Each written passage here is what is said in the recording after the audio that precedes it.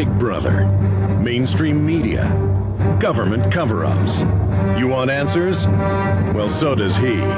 He's Alex Jones on the GCN Radio Network. And now, live from Austin, Texas, Alex Jones.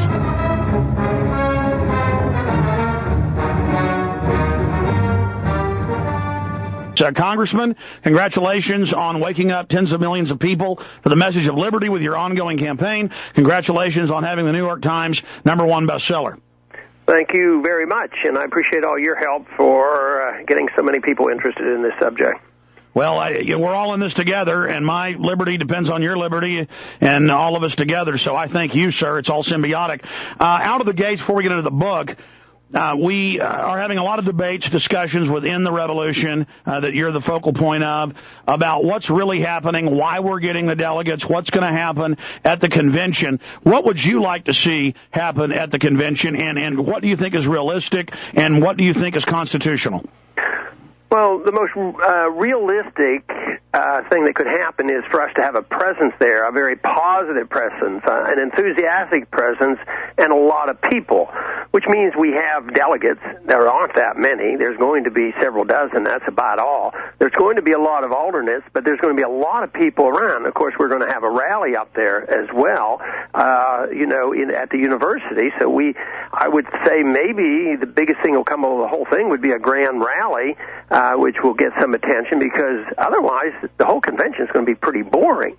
But I think to be realistic, we can't challenge the system. Even if we come close to controlling a delegation, they bend the rules or break the rules or ignore the rules, and they run roughshod over you. But that doesn't mean that should diminish our enthusiasm, because what really counts are our ideas. Our ideas are more powerful than all the shenanigans that they pull. So I don't expect us to have any official presence at the convention. They're not going to give me a speaking engagement, I'm quite certain, and they're not going to allow a nomination or something like that, because they're not going to allow us to qualify. But that shouldn't discourage us in any way, because I think our momentum is actually building. The number of people who are looking, for information on Facebook and other places are actually climbing right now, not declining, even though people say, well, the campaign is essentially over. Well, the long-term campaign is really, really just getting started, and we just had a tremendous boost. So I think we have to be realistic. We're not going to be able to beat them under their own rules because they don't follow them. At the same time, since our ideas are so powerful, and those ideas, the time has come for them, they can't really quiet us at all. The only thing I'm asking for is that everybody do it in a dignified manner, and not to be looking for confrontation, and our ideas are powerful enough that we don't have to resort to any wild tactics. Shifting gears along that same line, though, Jim Tucker a few weeks ago was able to get some of the minutes out of the Trilateral Commission annual meeting, and Jim has always given us good intel from Bilderberg, good intel from trilateral meetings from his sources, and so I found him to be an accurate source.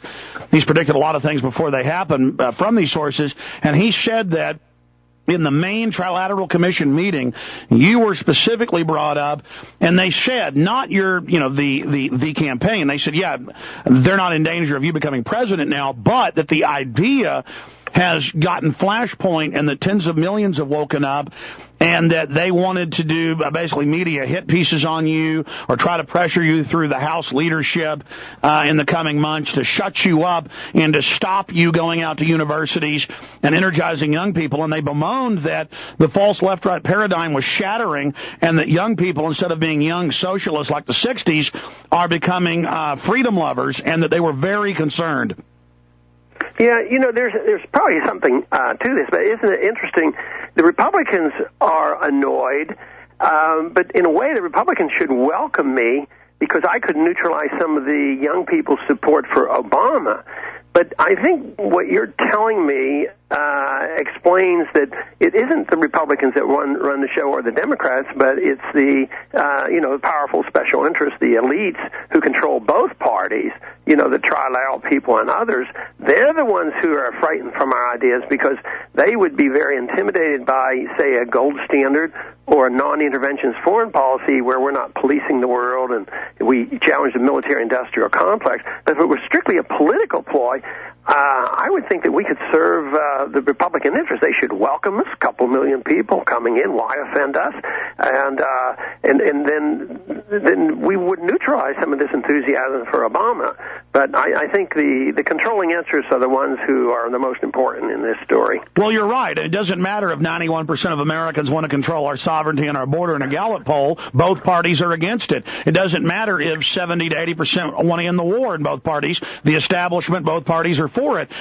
We see this collision happening. How do you see that unfolding as your predictions about the economy come true, as the chickens come home to roost, as the dollar implodes, as our name implodes? It seems that the establishment gets more authoritarian and more arrogant as everyone turns against them. Yeah, it's more dangerous than ever because, up till now, for the last 100 years, they've controlled everything through economic power and the Federal Reserve and the banks and the budgetary process. But when that fails, when the budgetary process fails and the dollar fails and even their own system is challenged, then they don't have the financial community that can hold us together because the markets are actually more powerful than anything else. I mean, they couldn't, they couldn't fix the price of gold. The price of gold eventually breaks down. But the danger is, instead of resorting just to manipulating the economy behind the scenes, all of a sudden to hold things together, they have to become more authoritarian. And look at what's happened.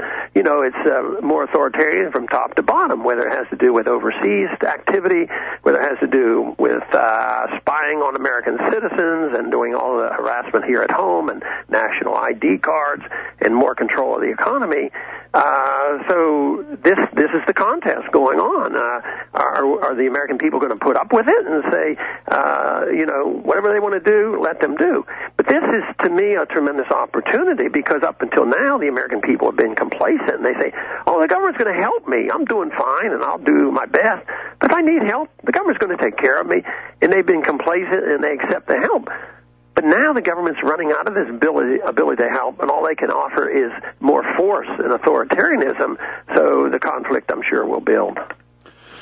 And time frame wise, you've been pretty accurate in the past on when you thought things would break down. I remember in 2003, the war had just started.